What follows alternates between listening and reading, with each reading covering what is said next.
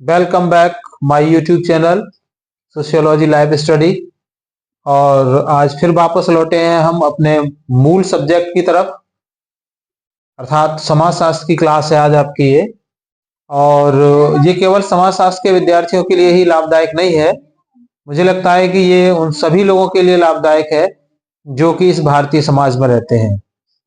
आज हम इस क्लास में चर्चा करेंगे एक खास टॉपिक, इसका नाम है भारत विद्या शास्त्रीय परिप्रेक्ष्य। परिप्रेक्ष्य क्या है, इसको कहते हैं हम पर्सपेक्टिव या दृष्टिकोण। आज इसके बारे में हम यहाँ पर चर्चा करेंगे। और इसमें मैं आपको सबसे पहले एक डिस्क्लेमर लगा दूं, मेरा किसी जाति से लेना देना नहीं है, किसी धर्म से कुछ भी लेना देना नहीं है। मैं सिर्फ समाजशास्त्र का विद्यार्थी हूं और उसी पर्सपेक्टिव से आज का इसका जो क्लास है उसका हम अध्ययन करेंगे और समझेंगे कि भारत विद्याशास्त्रीय परिप्रेक्ष्य क्या है। देखो, इसमें दो नाम सबसे महत्वपूर्ण हैं, एक है प्रोफेसर जीएस घुरिये और दूसरा नाम आता है लुइस ड्यूमा। जीएस घुरिये, जिनको भारतीय समाजशास्त्र के जनक भी कहा जाता है या भारत में समाजशास्त्र के जनक कहा जाता है। कई बार विद्यार्थी कंफ्यूज हो जाते हैं कि फादर ऑफ सोशियोलॉजी तो अगस्त काम्टे हैं, लेकिन फादर ऑफ इंडियन सोशियोलॉजी तो नाम आता है जीएस घुरिये का। बहुत ही माइनर डिफरेंस है, आप ध्यान रखेंगे इस बात का। तो भारतीय समाजशास्त्री में जीएस घुरिये और विदेशी समाजशास्त्र की बात करूं तो लुइस ड्यूमा, जिन्होंने भारत विद्याशास्त्रीय परिप्रेक्ष्य पर अपने थॉट्स दिए हैं।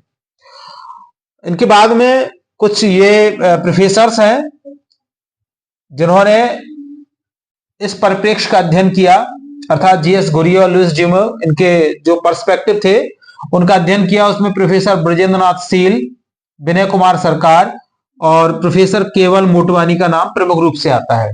इन्होंने खास करके इस पर स्टडी की है। क्या है भारत विद्याशास्त्रीय परिप्रेक्ष्य? भारत विद्याशास्त्रीय परिप्रेक्ष्य का मतलब है कि अगर आपको भारतीय समाज को समझना है तो आप भारतीय समाज को तब तक नहीं समझ सकते जब तक आप इस समाज के धर्म ग्रंथों को नहीं समझेंगे। धर्म ग्रंथ क्या मैसेज दे रहे हैं आप उनको नहीं समझेंगे, तब तक आप भारतीय समाज को नहीं समझ सकते। तो यहां हम बात करेंगे जो भारतीय धर्म ग्रंथ है, उसमें सबसे पहले रामायण कह लीजिए, रामायण या रामचरितमानस। रामचरितमानस विद्यार्थी सभी जानते हैं, ये महर्षि वाल्मीकि के द्वारा लिखी गई है और ये महाकवि तुलसीदास के द्वारा। ठीक है, तो इनमें क्या प्रसंग है और कैसे हम उसको समझेंगे समाज जो विद्याशास्त्रीय परिप्रेक्ष्य से। महर्षि वाल्मीकि, ठीक है।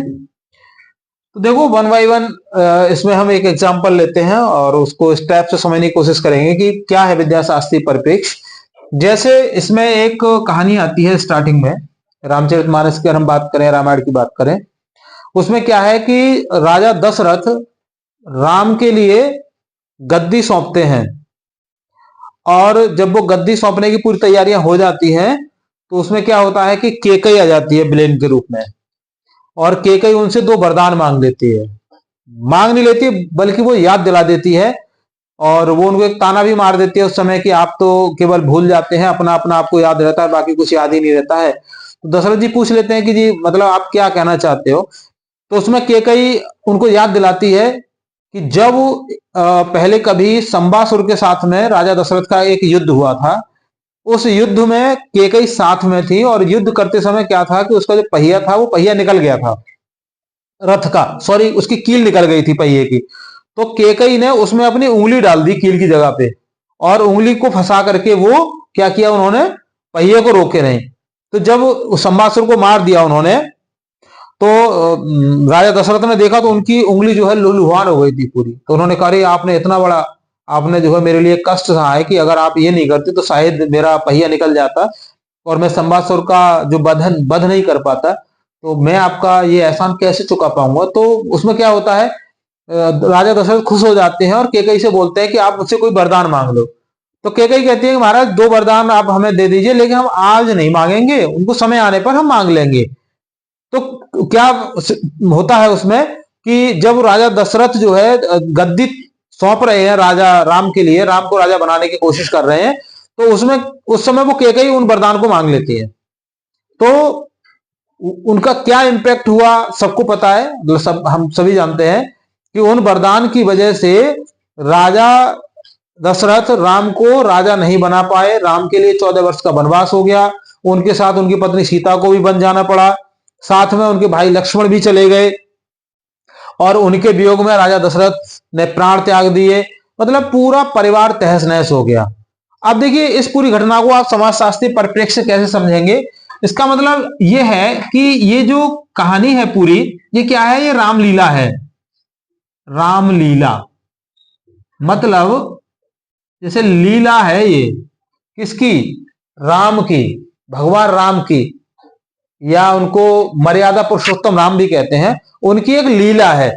मतलब लीला के माध्यम से वो क्या एक सोसाइटी को एक मैसेज दे रहे हैं, समाज को एक मैसेज दे रहे हैं। तो आप इस समाजशास्त्री पर्सपेक्टिव से आप इसको कैसे समझेंगे कि जब दशरथ ने उनको दे दिया, मतलब वरदान मांगने के लिए कह दिया, और कैकेयी ने क्या कहा कि समय आने पर मांग लेंगे, और उसका परिणाम क्या हुआ कि पूरा परिवार तहस नहस हो गया। इसका मतलब यह है कि आज के टाइम पर अगर आप, भाई भगवान राम को पता था कि आगे आने वाला जो समय है ना वो बहुत ज्यादा ऐसा कठिन आएगा, लोग बड़े बड़े धोखेबाज पैदा होंगे, बड़े बड़े गद्दार पैदा होंगे, झूठे होंगे, फरेबी होंगे, दलाल होंगे।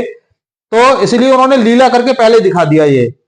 तो क्या है कि आपको आगे कोई एग्रीमेंट अगर आपको करना है तो आप क्या करें, उसमें उस एग्रीमेंट की जो टर्म्स और कंडीशंस होती हैं, ठीक है ना, टर्म्स और क्या कंडीशंस, इनको बिल्कुल ओपन कर लें, इनको आप खोल दें जब आप एग्रीमेंट करें, क्योंकि ये भी तो एग्रीमेंट ही तो था भाई। उस समय की भाषा में आप उनको वरदान कह लीजिए, आज की अगर हम बात करें तो इसको क्या कहेंगे हम, एग्रीमेंट, ठीक है ना।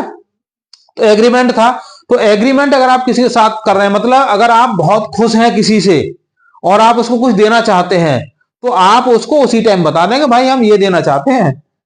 अगर आपने उसको, मतलब आपने ये कह दिया कि भाई मैं तुम्हें देना चाहता हूं, सामने वाले ने कहा कि ठीक है हम जब वक्त पड़ेगा तो हम मांग लेंगे, और आपने वो एग्रीमेंट पर दस्तखत कर दिया, यानी ब्लैंक कागज पर सिग्नेचर कर दिया आपने कि भाई जब मर्जी हो तब मांग लेना।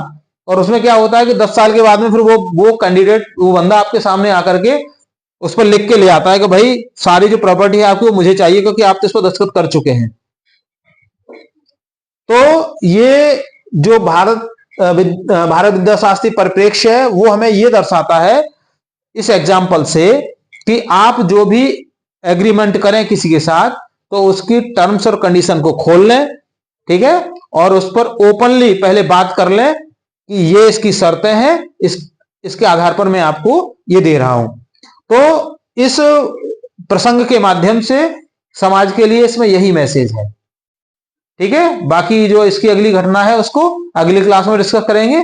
आज के लिए बस इतना ही, मिलते हैं नेक्स्ट क्लास में। Thank you for joining to me. Jai Hind.